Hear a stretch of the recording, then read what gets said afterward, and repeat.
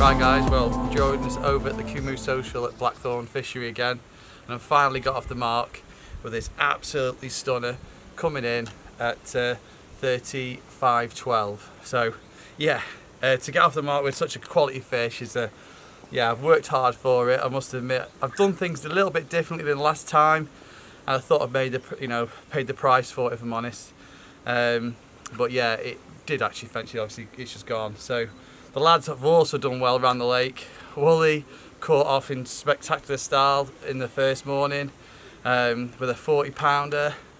It's just, yeah, it's been, was it 40 pound? Was it 39.12? Well, sorry, 39.12. But yeah, still a mega fish. It's one of the known ones as well. Steve's also catching. The other lads from Catch, they're catching. Everyone, Steve's even had some in the other bay. So it's all kicking off. We've got one more night to go. So hopefully I get more on the bank, but I'll go through the rigs and everything later on. But time slip this one back.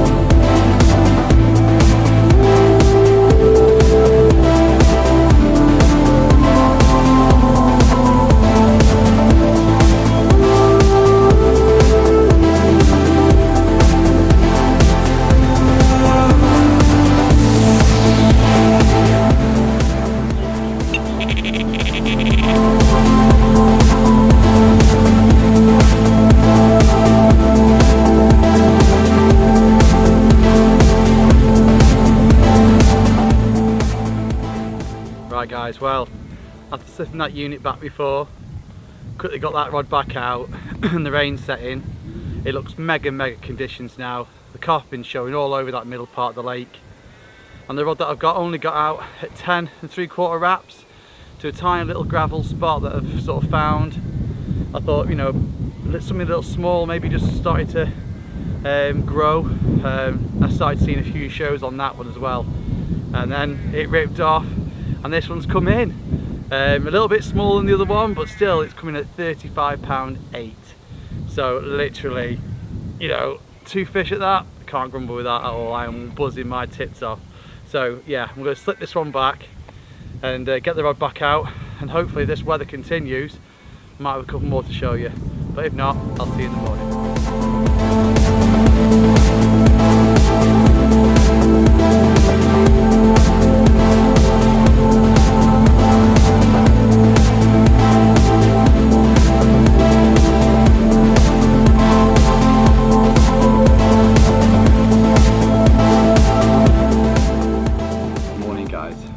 Final mooring now at Blackthorn Fishery, and yeah, it's been one of them sessions really. I know I was a little bit jittery on that first capture that I had, but trying to get a bite when I've got fish clearly in my zones, and I just wasn't getting the pickups. Wooly obviously started off first. He got on the first morning, like I said, but I'll briefly go through it again. So basically, Wooly had one in the middle of the night. I think it was a 30 to start the ball rolling, and it's about 10 o'clock or something like that, I think it was. he then had that absolutely awesome fish, like £39.15 I think it was. I think it's a fish called a guillotine, but he was made of, that's his PB. So he got well and truly soaking on that occasion, and it was nice because the lads all gathered around, and yeah, it just felt all the buzz for him really. So yeah, he started off, and like I said in the last video, he fished his tits off last time, but unfortunately he never got one on the bank, so it was quite fitting that he was the first one to actually get one in. So yeah, really chuffed with him. And then that same morning I was up watching the water, and the lads from the catch team there with us, they are in the, I think it's the East Lodge they're in. I heard him shouting his mate, and I'd seen a fish in their little bay, and he's got this fish on. Unfortunately he hook pulled that one, and then what happened then, Steve Adcock, he's in the, the bay to Steve May's right. He'd had a 31 I think the next night, and then unfortunately lost an absolute unit. Just so he was getting it to the net. He's seen it, he's seen the fish, he was just going to the net, and yeah, it slipped the hook. So I think he's wounded, to say the least, because he knows what he's looking at, and yeah, so you just never know which one that possibly might have been. Obviously the Warrior I think hasn't been out yet, and that will do around about 47. So it would have been nice if that was the fish, you know, to get onto the camera for you guys, but who knows, it's one of them. So yeah, so back onto obviously my session. So like I said before, I've come and done a little something a bit different, which I know you probably might have seen the last vlog that we did here with the kumu social, and it was mainly, you know, like chops, bloodworm pellet, and all me liquids that I was using with the dumbbell watters on top, whittled down. And I should have really just come in with that method, but on this occasion I decided to go down with the crumbs. I'm still using the Pacific tuna, but I wanted to crumb it right down to a fine crumb. I put my liquids into that, and I had a couple of chop worms, and I fished a dumbbell wafter over the top. Now I was just getting beeps, but that's perch, and there's a lot of perch in here.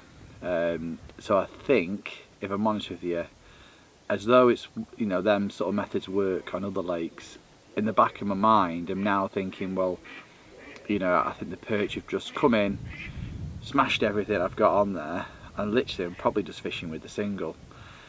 But I don't necessarily know that, so I can't put more and more bait in, because you put more and more in, then you can limit your chances of getting a fish. But that spot itself is like a cast down. It's about 12.5 wraps. Then started to pull back, and it's a clay. I'm getting clay, and then I just found a little tiny tap of gravel. That's all it was. It's probably, I don't know, maybe the size of an unhooking mat, not that big really. That's something I was after, and that's at 10.75 wraps. And that's what's done the fish last night. That one, it came in at £35, £35.8 I think it was. My memory's shocking. Yeah, so that one, I had fish showing on it as well, so I was pretty made up with that one. And like I said, the other one I've got out into sort of like a gravelly zone, and that is just, again, because I didn't know that method was working, I should have again gone in with a crumb method. I've just literally chucked it out, found a nice little area, and scattered 10-15 baits around it. And then the other rod, I've been just sort of, I've had one off the island where I've seen a fish, I've had one tight into the reeds.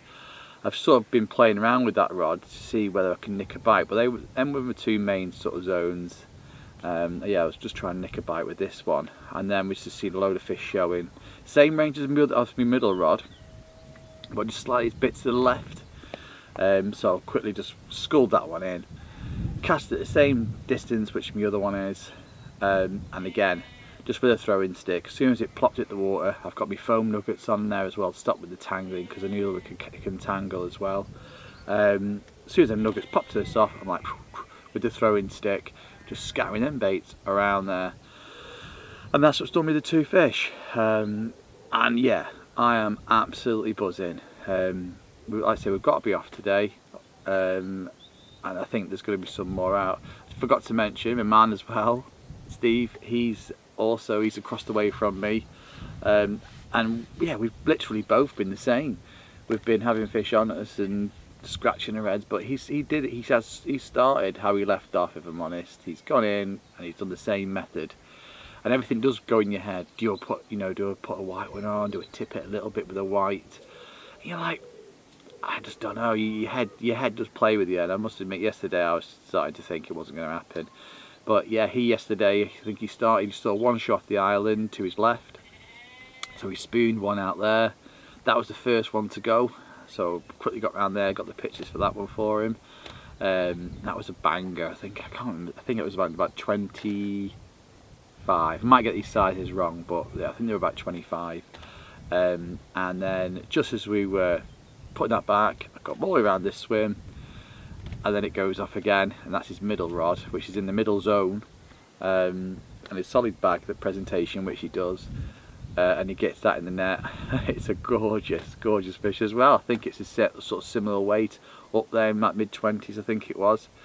But yeah, so it's nice. Everyone's sort of getting amongst them a little bit, and then Steve, who's in the catch team as well, he managed to snare one. He got his PB common, which was 24.9, 25.9, something like that it was. So he's absolutely made up as well. So it's been a good trip. But like you say, we'll see what the weather brings today. We've got to have a slow pack down.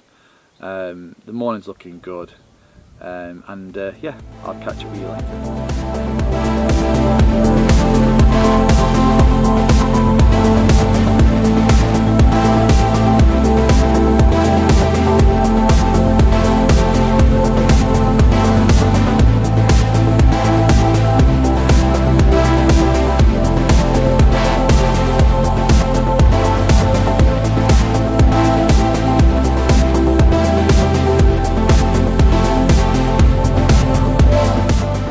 Right, well, I think that's about it for us now at Blackthorn Fishery. The weather is banging this morning. That wind is really tricking them on. There's a couple still showing in the middle, and I did say to Charles last night, I said, you know, Steve looks like he's going to get one before we go, and true to form, he's just had another one, and they're coming, I think, 34, so really made up with him. A couple of lads last night, Steve in the far bay, he had another mid-30, and so did Wooly in this bay.